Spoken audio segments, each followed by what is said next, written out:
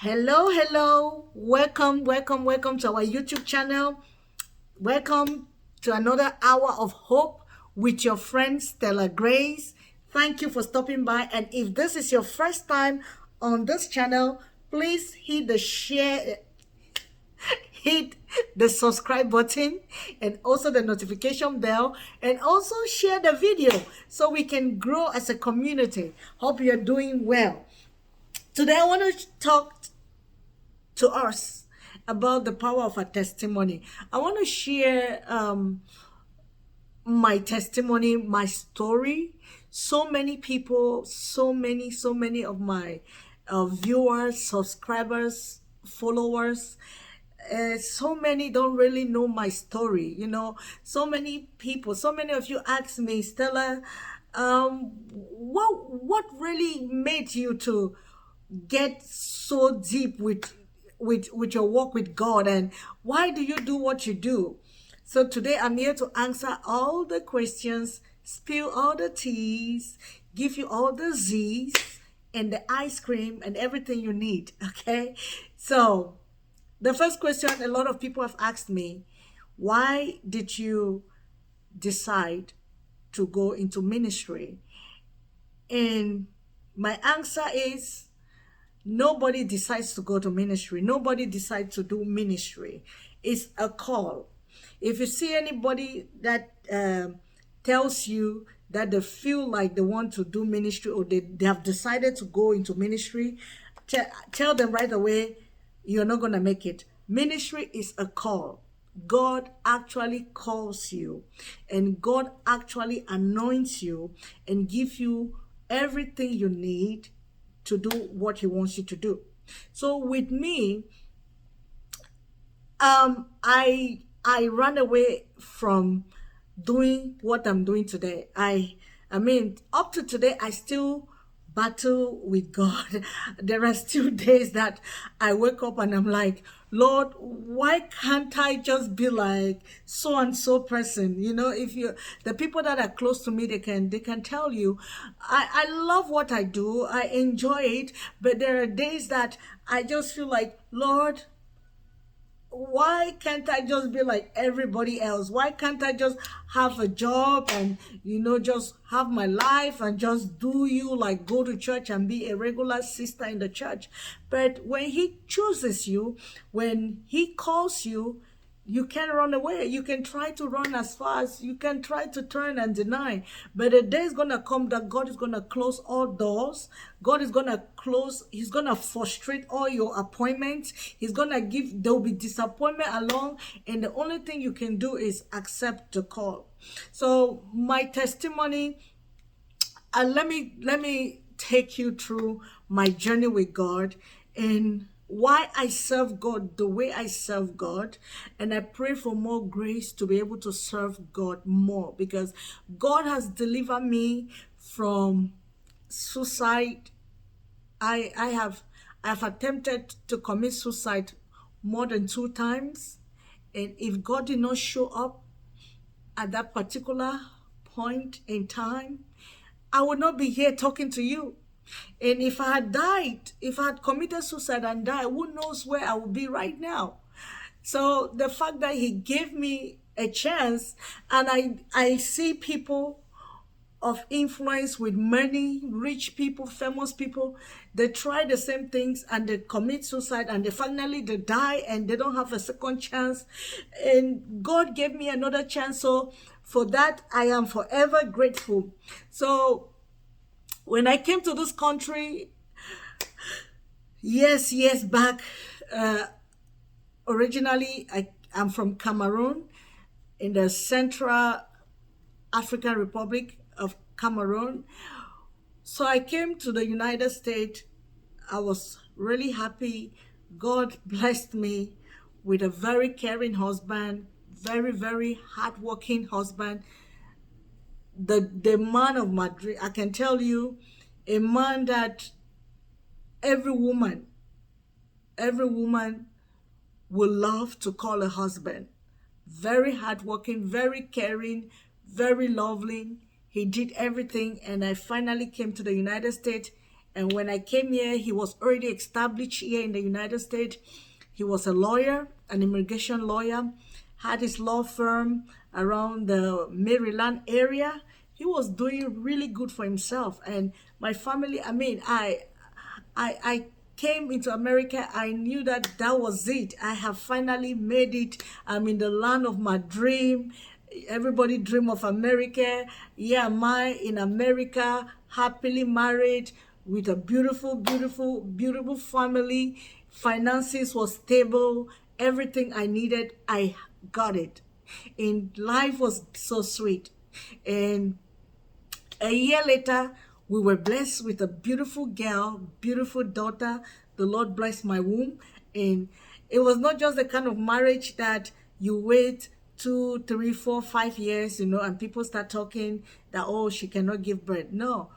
The moment I came, within, couple of months, the Lord blessed us with the fruit of the womb, and we received our baby girl, beautiful baby girl. So the family was complete. Everybody was amazing. We were living the moment. And that was it. And then I got enrolled in law school. I was trying to do my master's program so I could also get my bar license. Since we're already running a law firm, I just needed to get a license so we can both be lawyers practicing and making it and traveling and having fun. And it was good. I was in school. My first semester was perfect. I did so well. Everything was going so well. But one day I woke up and everything that was going so well turned north, turned south. And my husband got an attack. So what had happened, that day he went to the office, he left. I was at home. That I remember that day very, very well. And that was around 2011. So he went to the office as usual.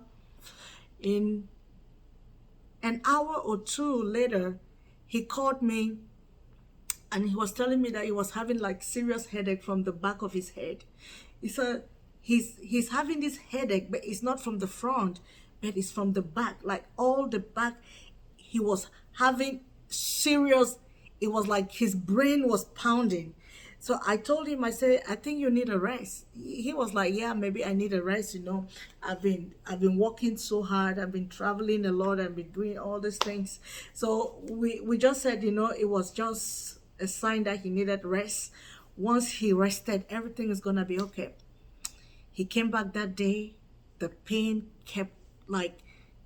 was just unbearable. So the following day, we went to the hospital.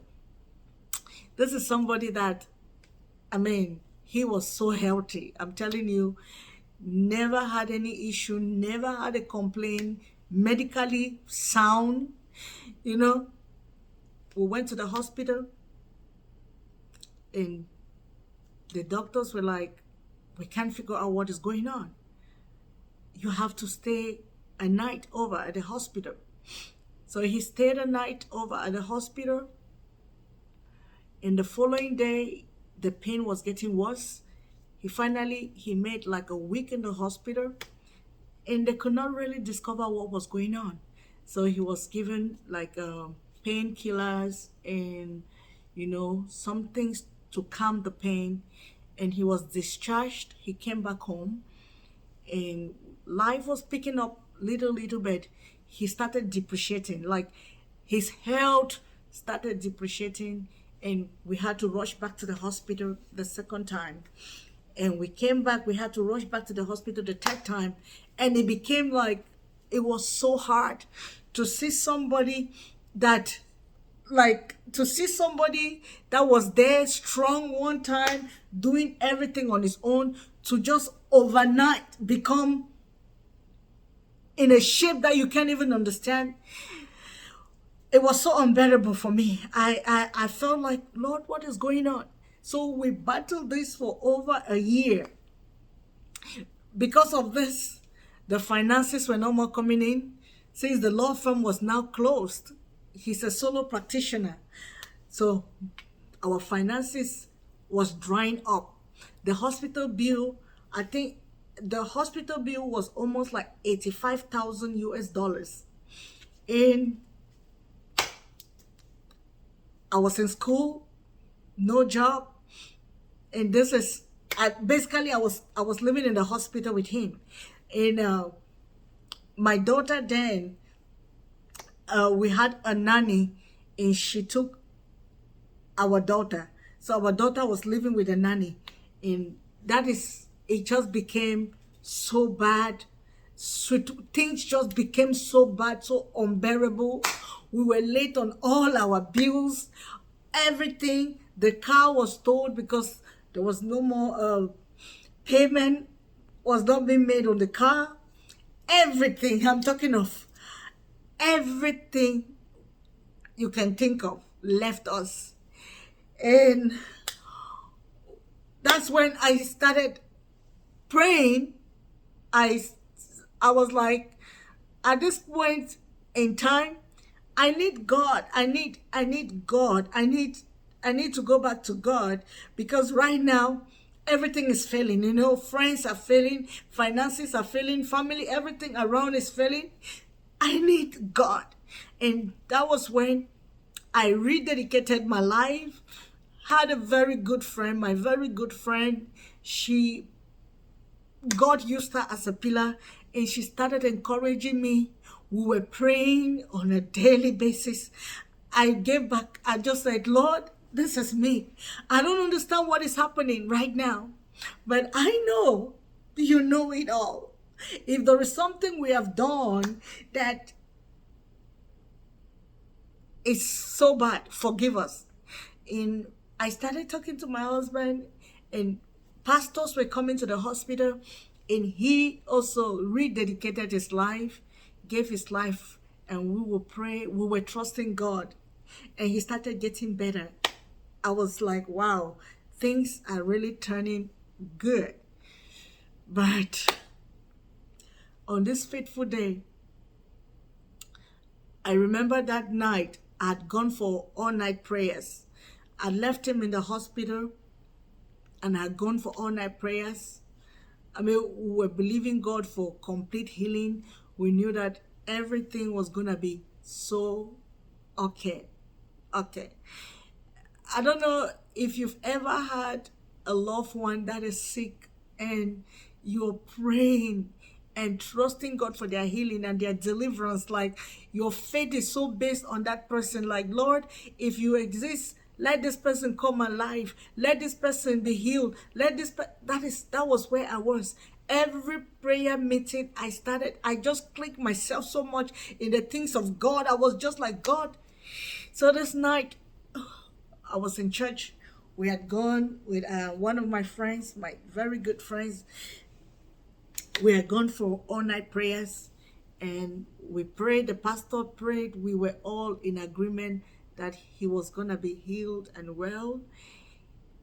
When we came out from that prayer that night, I felt something. I felt this heaviness and I'm like, I don't know why I'm feeling this, but this is not good. But I give it up to God. Lord, I surrender everything to you. We got home past midnight. My friend took me to her house because her house was closer to the hospital. So we just got home. It was like past midnight, and my phone rang. And the hospital was calling. And when I pick up that call, they told me he was gone. That he had died.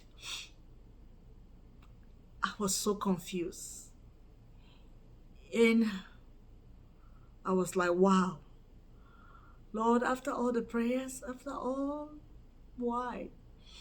And I remember I ran to the hospital, and when I got there, he was laying right there like somebody was about to say something, somebody was about to stand up, but he was gone. But the peace of God came over me, and I was strengthened. I was strengthened because I think God was already preparing me for that moment. So all the battles, the battles that you have to go through with in-laws, the battles of people saying stuff, the accusation. I'm telling you, my life was so unbearable, so unbearable. And now I don't even know where to start. It was just like I was choking. 6 months after this, my daughter too, the only thing that I had, 6 months after we buried the daddy, she too, she died. So within 6 months, my husband lost my child. Within 6 months, I became homeless. Within 6 months, I just wanted to die. Do you understand? I just wanted to die. And I was like, God, why are you leaving me on earth? Why are you leaving me on earth? How can somebody bear so much pain? In the night I wanted to commit suicide, the devil gave me some beautiful plans what to do. And I was about to do that. I was so tired and I was ready to give up on life. So I was ready to do what the devil has commanded me to do. As I stepped in my car that night, April 14, 2012, 9 p.m., I will never forget it. As I stepped in the car and I was about to do that which I wanted to do, to commit suicide, I just said, let me say my last prayer. Like the thief on the cross, he looked at Jesus, he said, Master, remember me. Something just told me to pray my last prayer. I think that was the Holy Spirit. And I closed my eye. I remember very well that night. I closed my eye and I said, God, if truly you exist, show me a sign. If not, I don't believe you exist. If not, I am ready to die tonight. I don't know why I'm leaving. I don't know why I'm leaving. But God, if truly you exist tonight, show me a sign. Show me a sign that I should live again. Show me a sign. Give me a reason to smile again. And as I said this prayer, I remember my eyes were still closed. And a voice. That was my first time hearing an audible voice. Nobody was with me in the car. Nobody was outside. I was alone. And this voice came so soft, smooth, and sharp. And the voice said, look up. Look up. And immediately I looked up. And I was looking up to see who was talking. And I looked up and heaven opened right before my naked eyes. Hallelujah. Heaven opened like this. Immediately I came out of the car. I was kind of like wiping my eyes to make sure that I was standing alive, not sleeping, not like vision or trance. This was real. Heaven opened like this. As I could see heaven opening, and then 4 angels started descending. So it was like I was like this and they were like this. It was like I could touch them, but I could not touch them. They were so beautiful. Their hair color was like blondish, and their skin was so clean. The kind of white, immaculate. I've not seen that white before. The garment they had, white, and they had all those feathers. And 4 of the angels came around me and they surrounded me. As they surrounded me, one of the angels had a little trumpet. He started blowing it. Poop. As he's blowing that trumpet, stars were puffing and stars were puffing. Oh my God, it was such a beautiful encounter. And I was like, wow, it means God is real. I was about to kill myself. I was about to give up. But he showed me that I am not alone. These angels, these heavenly beings are right there with me. And that was like a hope, a great story. I mean, I felt it was like 100 pounds left me. And from that night, I said, God, here am I. Use me to be an encouragement to others. Any way you want to do it, I am available. From that night, I made up my mind that God was real, that God was not fake. From that night, I decided to partner with God. And I say, Lord, no matter what comes my way, I will believe you. And that has been the journey. And I started growing. And I'm still growing. That is part 1 of my testimony. And I'm going to share part 2 with you in our next video because I don't want this video to be too long. But what I want you to know is you are never alone. In that situation, that difficult moment, that time that darkness is hovering all over you, remember, in the beginning, there was darkness before light. Darkness was already there on the earth, hovering, and the Spirit of God said, let there be light. Darkness will always come before light, but there is power in you to speak light. There is power in you called Jesus Christ. As he did it for me, I got a new sense of living, a new sense of being, a new sense that God is too faithful. And I decided, and finally he started training me. He started teaching me on what to do. And today I'm sitting here being a blessing to people, encouraging others because of the power and the encounter I had. So, my friend, I hope this testimony encourages you and make you to know that there is hope in Christ. Don't give up.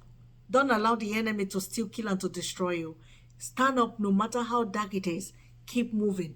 God sees you and he understands, and he knows exactly what we cannot bear. He knows exactly at that point when he knows you can bear, he always show up. So I want to thank God for your life, and I pray that God that met me will meet you too and change your story and turn your mess into a message and turn your test into a testimony and give you a reason to live again. God bless you. Until next time, we will see you on our next video. We love you. Please also hit the like button, share this video, give us a thumbs up, and leave us your comment. What is your journey? What did God do for you that made you to say yes to him? We love you, and we will see you at the top where you belong. Bye.